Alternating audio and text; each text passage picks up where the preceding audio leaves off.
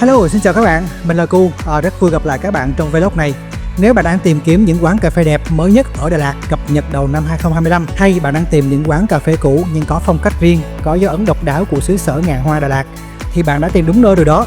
Trong vlog này, Cu sẽ cập nhật với bạn thông tin mới nhất 2025 về những quán cà phê đang nổi đình nổi đám trên các trang mạng xã hội gần đây, đã thu hút rất nhiều sự yêu thích của các bạn trẻ. Bạn đã từng thấy trên mạng xã hội những bức ảnh chụp quán cà phê rất là đẹp, thậm chí hàng trăm hàng ngàn like, nhưng không biết quán đó ở đâu, hoặc không biết thực sự không gian quán đó như thế nào, có đẹp như trên ảnh hay không. Vậy thì hãy xem hết vlog này của cô nhé, bạn sẽ tìm được câu trả lời chính xác nhất, cũng như cập nhật những thông tin về những cái quán đẹp đang hot nhất ở Đà Lạt hiện nay.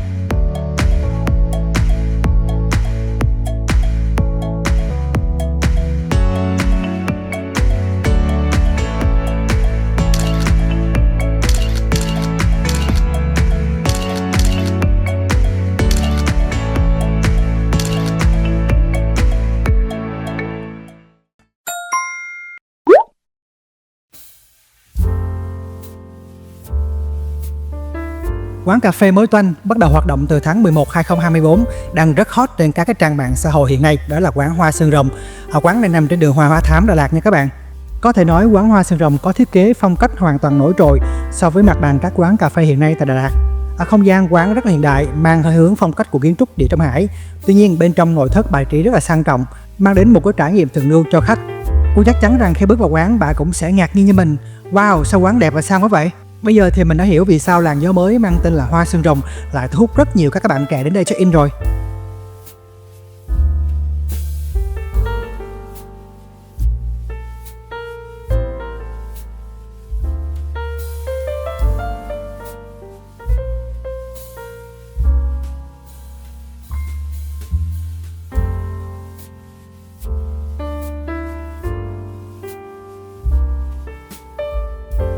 Menu đồ uống ở đây giá dao động khoảng 100.000 một set, tức là khá mắc so với mặt bằng những quán khác hiện nay.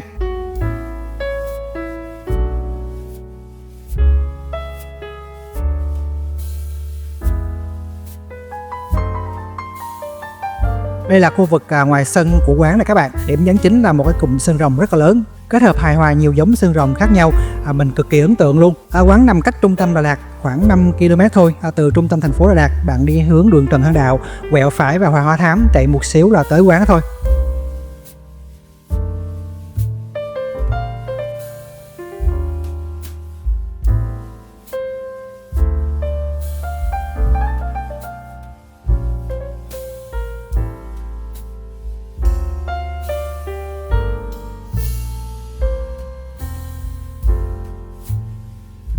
Một khoảng không gian rộng nhưng mỗi góc đều được thiết kế rất là chỉnh chu, hài hòa, nên bạn đứng bất cứ góc nào của quán cũng có thể tạo dáng chụp ảnh rất là đẹp.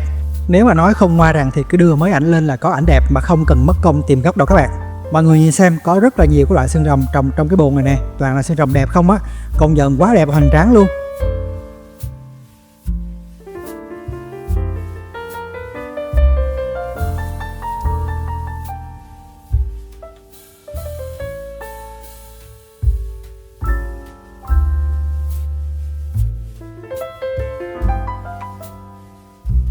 Khoảng sân này mình nghĩ là buổi chiều sẽ mát, rất thích hợp để ngồi ngắm thung lũng bên kia đồi, chứ buổi trưa là nắng dữ lắm luôn. Các bạn có nghĩ vậy không?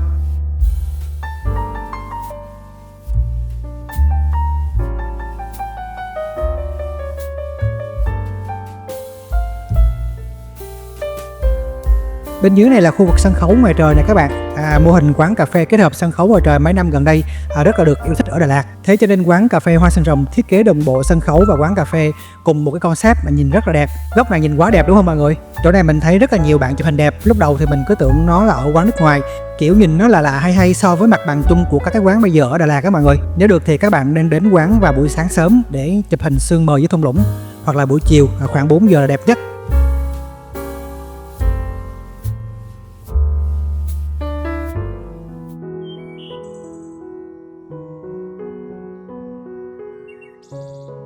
Quán Mountain Chill nằm trên con đường view cà phê núi đồi nổi tiếng của Đà Lạt, đó là cái trục đường Hùng Vương kéo dài đến khu trà mát Cầu Đất luôn.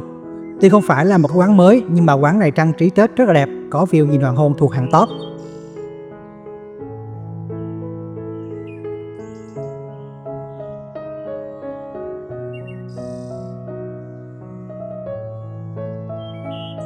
Quán nằm ven sườn dốc nên bạn sẽ có một cái tầm nhìn cực chill, đúng như là tên của quán, Mountain Chill. Không khí mùa xuân ngập tràn trong quán, trong từng góc nhỏ đều được trang trí rất là đẹp.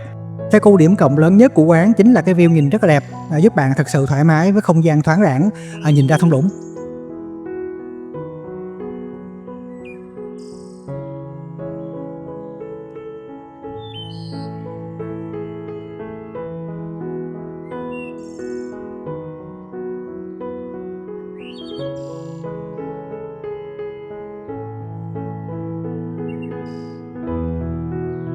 Quán theo phong cách của Đà Lạt xưa những năm 1990, nhìn rất là vintage với bàn ghế gỗ phong cách kiểu cũ. Một không gian hoài niệm cũ, kiểu trưng bày cũng theo cách người xưa Đà Lạt thường hay sắp xếp nội thất vậy đó các bạn. Giá nước uống ở đây đồng giá là 65.000 nha. Thật ra những quán cà phê như thế này thì việc chọn nước uống trở thành một yếu tố phụ. Bạn có đồng ý với mình như vậy không?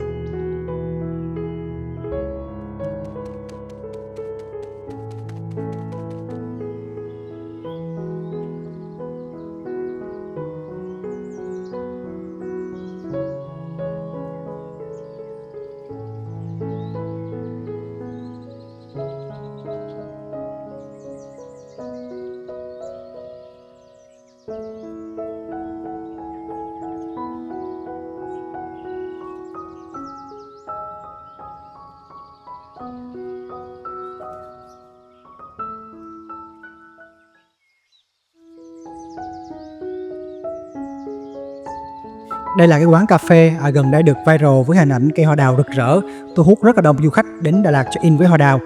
Cô tìm đến cái quán này cũng vì sức hút của cây hoa anh đào quá đẹp luôn á mọi người. Đây là khu không gian ngoài trời của quán này các bạn, ngồi uống cà phê ngắm hoa đào là quá tuyệt vời luôn.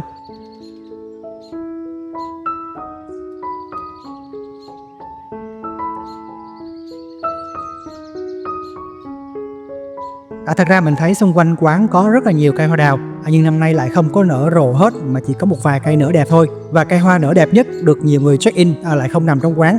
Tuy nhiên cái view nhìn từ quán ra thì bạn sẽ cảm nhận cái hoa này rất là đẹp.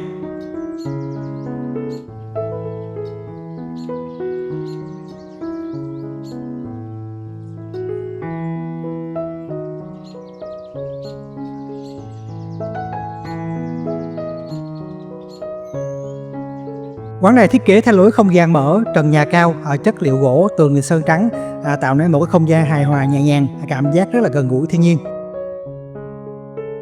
Hệ thống cửa kính lớn bao quanh nên là bạn ngồi góc nào cũng có thể có tầm nhìn ra ngoài trời rất là thông thoáng, tạo cảm giác rất là dễ chịu cho du khách.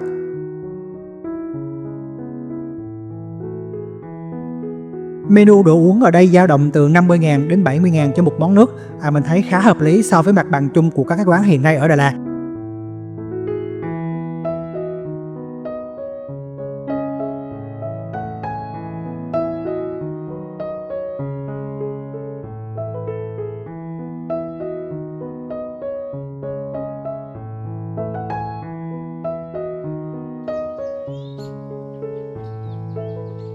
Còn đây mình nghĩ chắc là con suối nhân tạo á, tạo ra một cái không gian thiên nhiên rất là đẹp với cây hoa trang trí, tiếng nước róc rách rất là vui tai. Quán này có hai không gian với hai concept hoàn toàn khác nhau luôn. Nếu như khu bên kia là hiện đại thì khu bên này mang đậm dấu ấn Đà Lạt xưa, với căn nhà gỗ rất là mộc mạc. Ngôi nhà nhỏ này nằm dưới tán đào cổ thụ rất là lớn, mà tiếc là năm nay mình chưa thấy hoa nở. Nếu mà hoa nở phủ đầy hết mình nghĩ rất là đẹp luôn.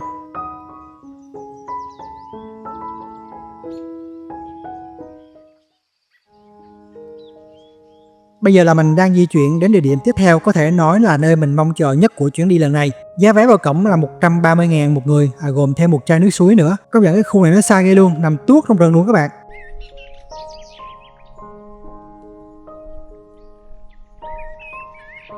Đây là một cái khu du lịch mới toanh ở Đà Lạt luôn, vừa đi vào hoạt động thôi nhưng mà được viral rất là mạnh, tạo được nhiều sự yêu thích của cộng đồng mạng. The Forest, hoa trong rừng, đúng với cái tên, chỗ này là một cánh đồng hoa nằm sâu trong rừng thuộc khu vực thôn 2, Tà Nung, cách trung tâm Đà Lạt khoảng 20 km. Các bạn chạy từ trung tâm vào đây khoảng 30 phút nha.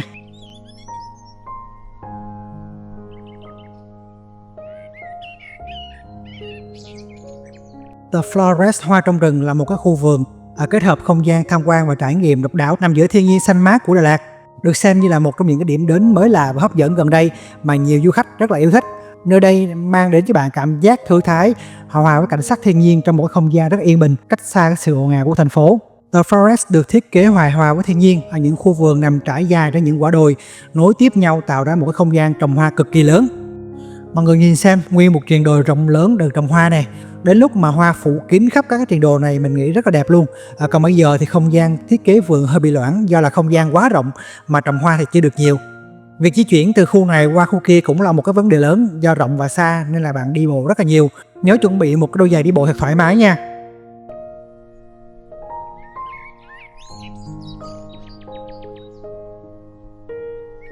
Đây là khu vườn hướng dương mình thấy rất là đẹp trên mạng, nhưng mà khi mình đến thì đang bị cày xới bỏ đi rồi, tiếc ghê luôn.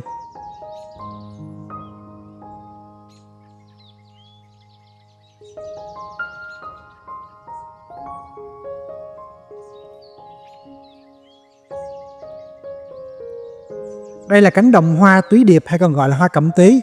Đây là một loại hoa rất đặc trưng thường thấy ở Đà Lạt, nổi bật với sắc màu nhẹ nhàng như là màu hồng, màu tím và màu trắng. Ở đây thì bạn thấy hoa túy điệp rất là nhiều vì nó dễ trồng, dễ ra hoa và cái bầu thì rất là đẹp.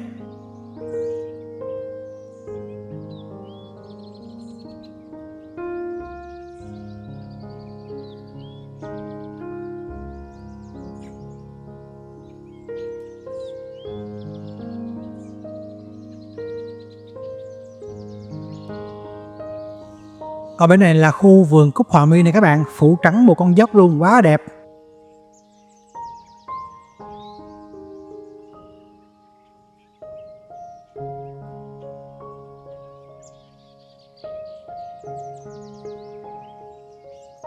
Còn đây mình tới một cái cánh đồng hoa tam giác mạch, cả một quả đồi quá ấn tượng luôn, thả hồi cho các bạn chụp hình.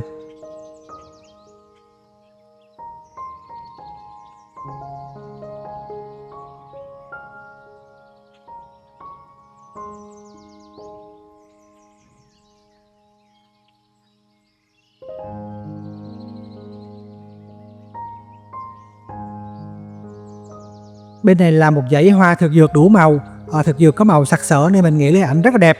Vì thế mà rất là nhiều du khách thích chụp hình ở trong khu vực hoa thực dược này.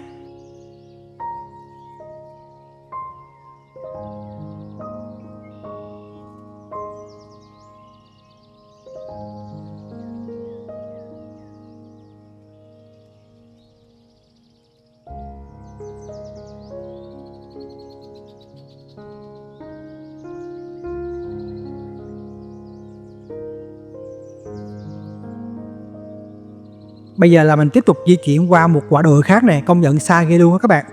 Đoạn này đi xe máy được một khúc thôi thì bắt buộc phải là gửi xe vào bãi gửi xe và đi bộ nha.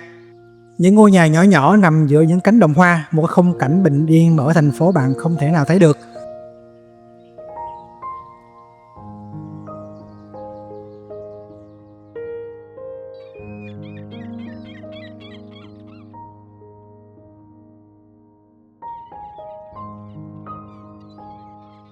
Còn đây là khu vực nuôi chó, những chú cún rất hầu hởi khi thấy khách nhưng mà mình không dám sờ tụi nó. Khu vực nuôi chó mình thấy rất là sạch sẽ, mỗi đứa có một cái nhà gỗ riêng, không biết là buổi tối có đủ ấm hay không, bởi vì khu vực này ở phía trong rừng buổi tối rất là lạnh.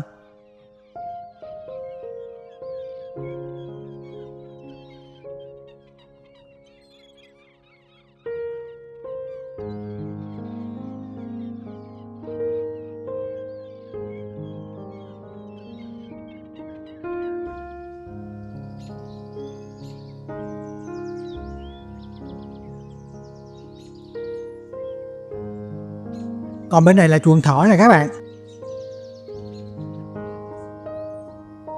Còn tiếp theo là khu nuôi chuột lang, mấy con chuột nhỏ xíu thấy cưng ghê không? Nó chạy lủn tủn đến cỏ trông cực kỳ đáng yêu luôn.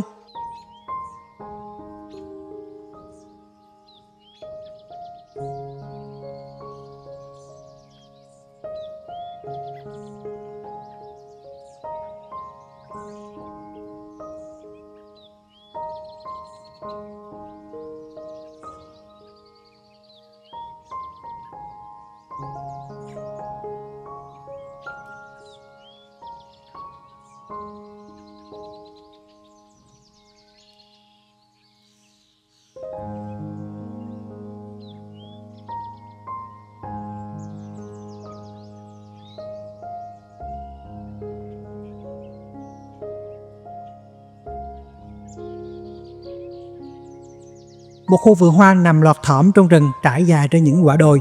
Những khung cảnh bình yên được tái dựng với hồ nước, cây hoa thú cưng, những vật nuôi làng quê bình dị, tạo nên một cảm giác trong lành thư thái cho du khách ghé thăm.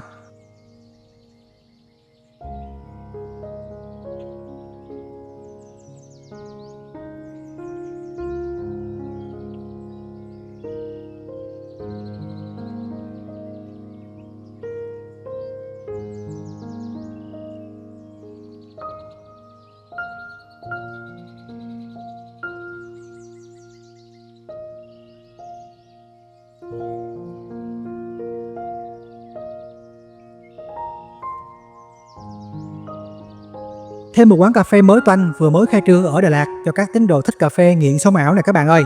Lúc mình đến là quán vừa mới khai trương được vài ngày thôi, còn chưa hoạt động hết công suất rồi đó. Ở Sài Gòn thì mình cũng thấy có rất là nhiều quán all-in, tuy nhiên chi nhánh ở Đà Lạt lại rất hoành tráng ở cái vị trí vàng của thành phố, nằm ngay trên đường Dạ Sinh, cạnh Hồ Xuân Hương, cạnh quảng trường Lâm Viên. Đây là không gian phía bên trong ở tầng 1 được thiết kế theo dạng bậc thang rất độc đáo, nên là ngồi bên trong bạn cũng có thể nhìn ra ngoài mà không bị người ngồi trước che khuất. Còn đây là khu vực trưng bày cà phê rang xay tại chỗ, các bạn nhìn rất là đẹp mắt và chuyên nghiệp đúng không? Khu này rất là đẹp luôn, giúp khách đến uống cà phê có cơ hội trải nghiệm cái quy trình xay rang thành phẩm cà phê như thế nào. Bạn không chỉ đến uống cà phê, tận hưởng vẻ đẹp của không gian mà còn có thể trải nghiệm được quy trình làm cà phê. Mô hình này mình thấy ở Đà Lạt còn khá là mới mẻ.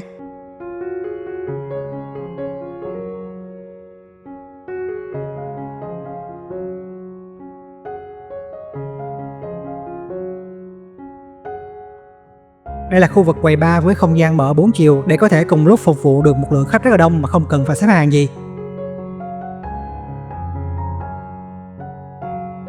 Menu đồ uống ở đây giá cũng không cao lắm mặc dù nằm ngay khu đất vàng của Đà Lạt. Giá nước uống tầm 60 đến 70 ngàn cho một set uống. Cũng thấy mức giá là khá mềm so với sự đầu tư của quán.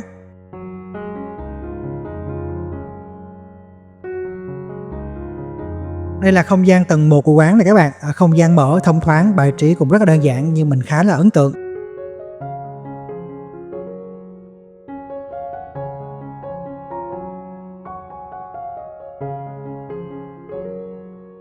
Đây là cái góc hot nhất của quán all-in này các bạn. Góc này đã được viral trên các mạng xã hội rất là mạnh mẽ luôn. Khi đến quán các bạn nhớ check in góc này nha.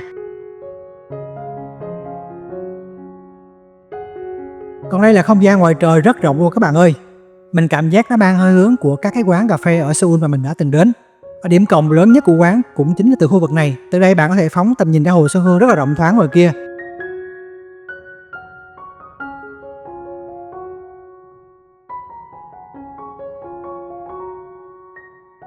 Khu vực tầng 1 rất là rộng, thiết kế đẹp và đồng bộ. Bạn có cảm nhận như vậy không? Nên mình nghĩ trong thời gian tới quán này sẽ là một cái địa điểm rất là hot, thu hút rất là đông các bạn trẻ đến đây.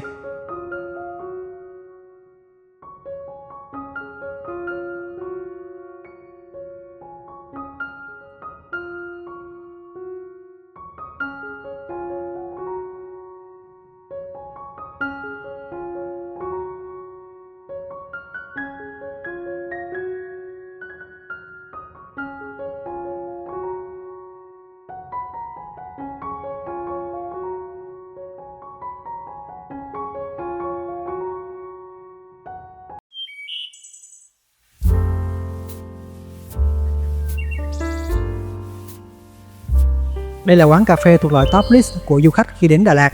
Mặc dù xuất hiện từ rất là lâu nhưng mà tuổi mơ to luôn có một cái lượng khách rất là ổn định. Khu này là Reply 1994 với ngôi nhà gỗ lớn, đèn vàng ấm áp. Mình nghĩ Đà Lạt mùa lạnh hay mùa mưa mà đến quán này là đẹp lắm luôn. Cực kỳ thích hợp cho mấy bạn thích phong cách cà phê chill vì quán decor rất là chỉnh chu, đúng kiểu hoài cổ. Có nhiều góc nhỏ riêng tư để các bạn ngồi ngắm không gian bên ngoài rất là thoải mái. Vừa đủ để ấm áp, gần gũi với phong cách của Đà Lạt. Bên ngoài là khu vườn nhỏ với nhiều cây xanh, hoa được rào bằng những cái hàng tre rất là dễ thương. Cứ cảm giác như là một cái khu vườn nhỏ nhỏ xinh xinh của những thập niên trước ở Đà Lạt vậy đó các bạn.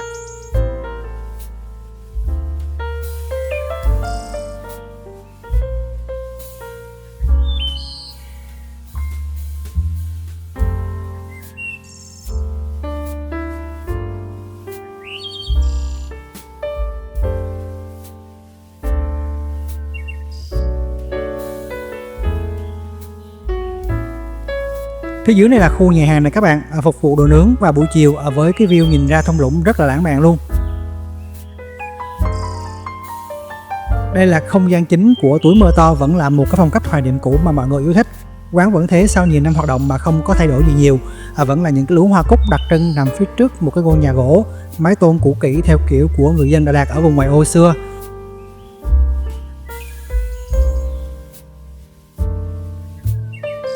Mình đến quán vào một buổi chiều khá là vắng khách, nắng vàng nhẹ, ngôi nhà nhỏ nhỏ phía trước là phủ đầy hoa cúc trắng, một cái cảm giác rất là thanh bình dễ chịu vô cùng. Mình nghĩ đây cũng chính là cái lý do mà quán luôn luôn được du khách yêu thích, bởi cái vẻ đẹp giản dị, không khí thì bình yên như thế này.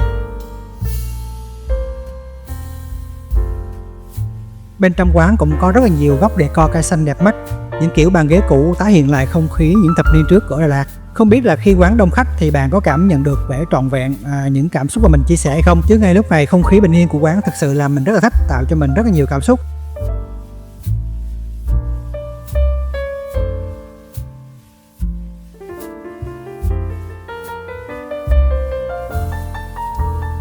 Giá đồ uống ở đây dao động từ 50 đến 70 ngàn, một mức giá khá là phổ thông, cũng như những cái quán khác. Từ trung tâm đến Tuổi Mơ To khá là thuận tiện, bạn chạy một lèo trên đường Hùng Vương là đến nơi thôi.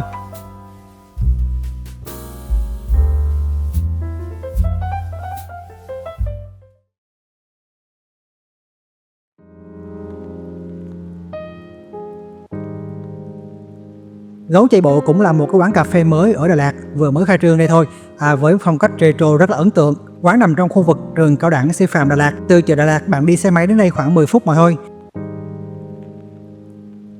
Vừa mới khai trương và viral rất là mạnh trên các cái mạng xã hội với hình ảnh rất là bắt mắt, đậm tính thời trang. Đó là lý do mà mình tìm đến đây để trải nghiệm.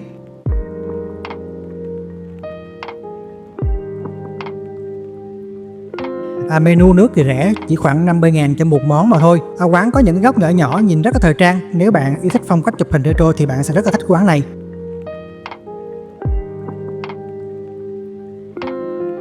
Điểm nhấn chính của quán Gấu Chạy Bộ và khác biệt so với những quán cà phê khác ở Đà Lạt chính là khu vực này các bạn. Môn thể thao pickleball gần đây nổi lên rần rần. Nếu mà bạn thích bộ môn này thì hãy đến đây. Sân đấu pickleball kết hợp với quán cà phê rất là thời thượng. Đây giống như là một cái khu tổ hợp bao gồm không gian quán cà phê, sân chơi pickleball hoành tráng và mang đậm phong cách thời trang.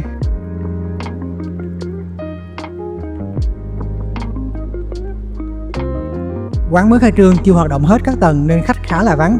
Mình nghĩ nhiều bạn rất thích yếu tố này, tức là quán càng vắng chụp hình càng đẹp, đúng không? Đối diện bên cái đường là cục bản đồ Đà Lạt đó các bạn.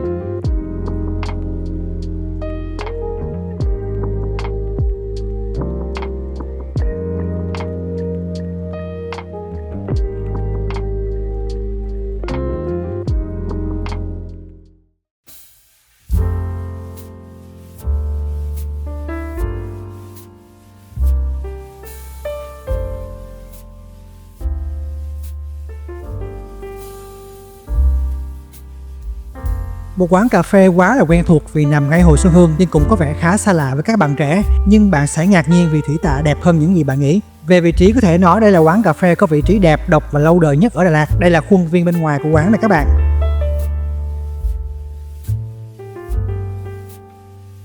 Tất cả các cái góc ngồi để có thể ngắm view hồ rất là chill. Bạn có thể ngồi ở bên ngoài hóng gió, ngắm mặt hồ tĩnh lặng phủ đầy sương vào buổi sáng, hoặc là lấp lánh ánh nắng buổi chiều rất là lãng mạn luôn.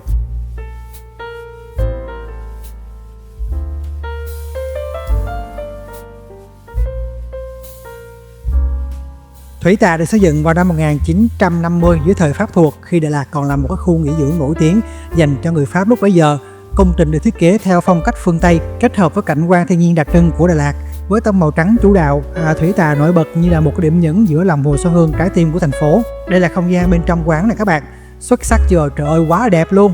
View nhìn trực diện ra Hồ Xuân Hương nha, ngập tràn ánh sáng tự nhiên luôn. Chưa kể là nội thất rất là sang trọng. Lúc này là khoảng giờ trưa nên quán khá là vắng, chứ buổi sáng sớm hoặc chiều muộn là quán luôn kín bàn nha các bạn. Mình cũng không ngờ nó đẹp và sang vậy luôn á.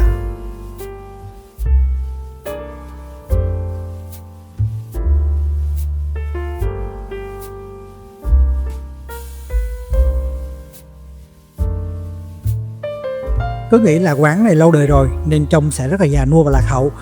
Dè bên trong đẹp và sang quá trời luôn. Giá nước uống ở đây từ 60 ngàn, như cappuccino của mình gọi đây là 80 ngàn nè.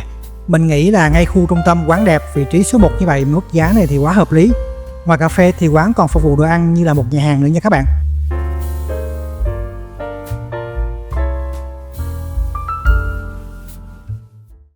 Vì yêu thích Chica Farm 1 trước đây nên là mình đã cất công tìm đến Chica Farm phiên bản 2 ở một cái vị trí mới là trong cái khu Tà Nung, cách trung tâm khoảng 30 km.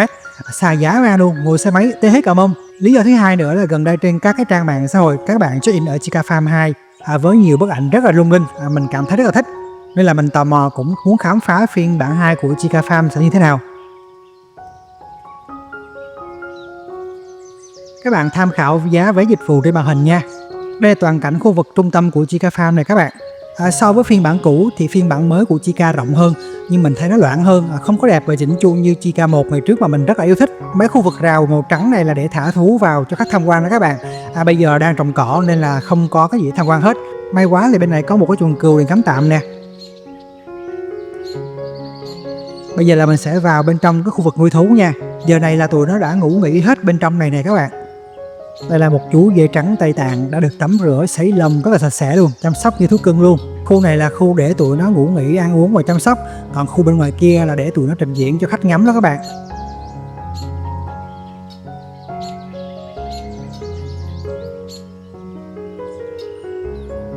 Còn bên này là lừa Irish Donkey. Nhìn mắt liêm diêm chắc đang buồn ngủ quá, nằm xuống ngủ thoải mái đi mấy đứa. Còn đây là một em chó ba chân rất là tăng động, nó nhảy tưng tưng dễ thương lắm mọi người.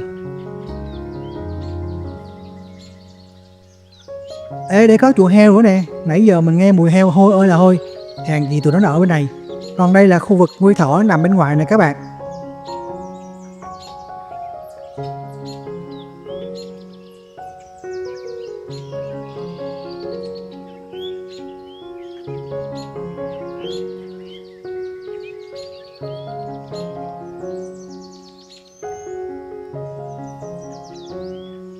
Bây giờ mình xuống thử phía dưới kia nha, xem nó có cái gì nha.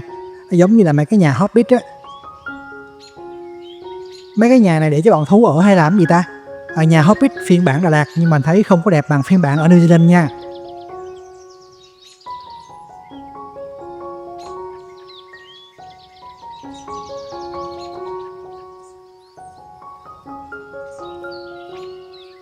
Mình thấy trên mạng rất là nhiều bạn check in cái khu vực rơm này rất là đẹp.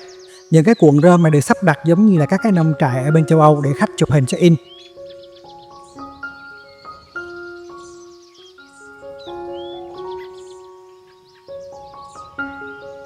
Đây là cái ván trượt miễn phí đây các bạn, đã bao gồm trong vé rồi nha. Khu ván trượt này cũng miễn phí luôn, nó là miễn phí nhưng thật ra đã tính chung hết trong giá vé rồi đó.